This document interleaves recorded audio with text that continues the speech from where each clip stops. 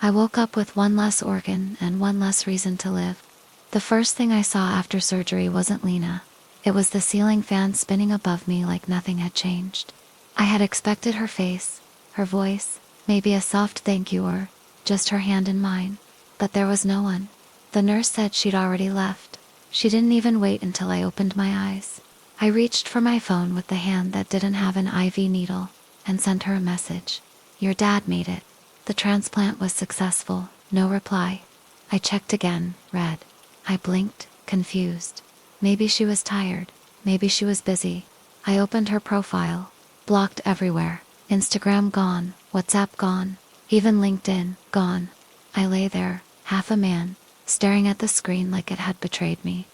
And that's when someone else sent me a screenshot.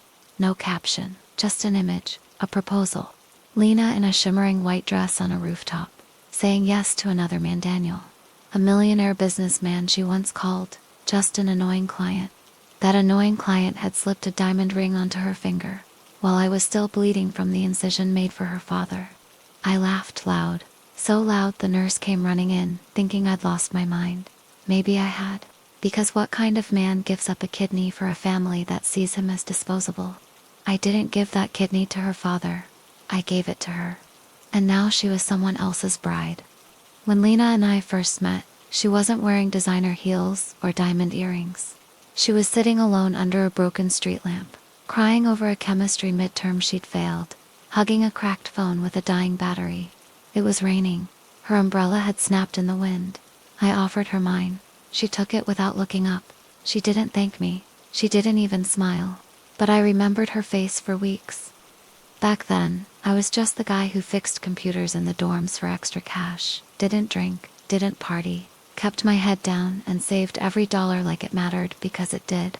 I had no backup plan, no rich father, no trust fund, just a mother who worked herself sick cleaning houses, and a father I hadn't seen since I was 9. Lena didn't even know my name until the 3rd semester. She was already orbiting in a different world, one filled with perfumes I couldn't pronounce and handbags worth more than my rent. I only got close to her because her laptop crashed the night before a final. I fixed it for free. That's how it started. She said I was sweet. She started waving to me in the halls, asking me to walk her to class, complimenting my shirt Evan, though it was one of the same 2 I rotated every week. For the first time in my life, someone saw me, or at least pretended to. We weren't together, not officially. She'd never let me hold her hand in public, never kissed me, never told her friends about me. But when she needed something, notes, food, cash, a shoulder, I was always there. And sometimes, late at night, she'd call me and talk for hours about her dreams, her loneliness, her father's failing health, and how she felt like no one truly cared. I listened. Every single time. When her father collapsed and needed a transplant, I didn't hesitate, not for a second. I still remember the silence on the phone after I told her. She didn't say thank you. She just asked, "Are you sure?" I said yes, because I thought we were real. She promised she'd wait during the surgery, that she'd be there when I woke up. But the bed next to me was empty. No flowers, no notes, just my hospital bill, sitting on the tray beside a jug of lukewarm water. That was Lena. She never said things straight, never told me I mattered. But she let me believe it just enough. After the transplant, the phone calls stopped. Her number rang once, then went dead. Her social media disappeared one by one, like I was being erased in real time. All traces of the nights we spent walking under campus lights, the ramen cups we shared when her card declined, gone, like they never happened. She didn't even warn me, didn't even lie, just vanished. I thought maybe something was wrong until that rooftop photo dropped. Ina in white, Daniel beside her. She never even looked back. Everyone thinks love is about grand gestures, rings, poems, but love is in the small, quiet things. Picking someone up from class when it rains, waiting outside the exam hall just to walk them home, offering your kidney without asking for a promise in return. Lena took all of it, and then she threw me away like I was an expired donation. I should have seen it coming. But how do you prepare for someone selling your heart in exchange for a luxury honeymoon? I never wanted revenge, not at first. I just wanted closure, an explanation, a sentence, even a lie. But Lena gave me silence. And sometimes, silence is louder than any goodbye. Months later, I got a letter from Lena's father. He looked older, tired. She left Daniel, he said. 3 weeks ago, no warning. Just packed a suitcase and vanished. He handed me an envelope. Inside a note. A photo of us. A check for $50,000.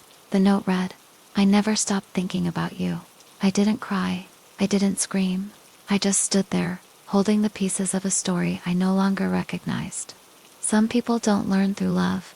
Some only understand consequences when the ground disappears under their feet.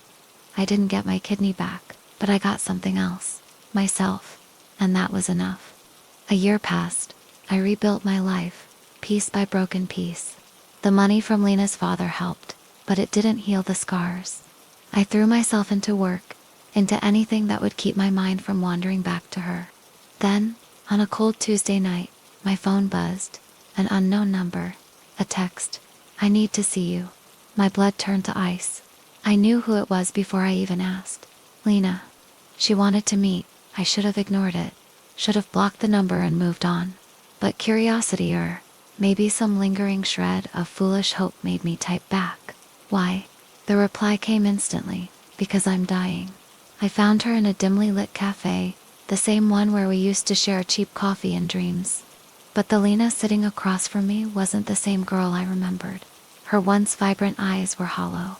Her skin was pale, stretched too tight over her bones. She looked like a ghost. What happened to you? I asked, my voice barely above a whisper. She smiled, but it didn't reach her eyes. Karma, I guess. Then she told me everything. Daniel wasn't the prince she thought he was. The marriage was a gilded cage, filled with secrets and bruises she hid under designer sleeves. He controlled her, isolated her, made sure she had no one to turn to. And then, 6 months in, she got sick. Kidney failure, she said, her fingers trembling around her cup. My body, it's rejecting the one I have. I stared at her, the truth crashing over me like a wave. You mean? She nodded, tears spilling down her cheeks. My dad's, the one you made possible. The irony was cruel. The universe had a sick sense of humor. I tried to find another donor, she whispered. But no one is a match. No one except me.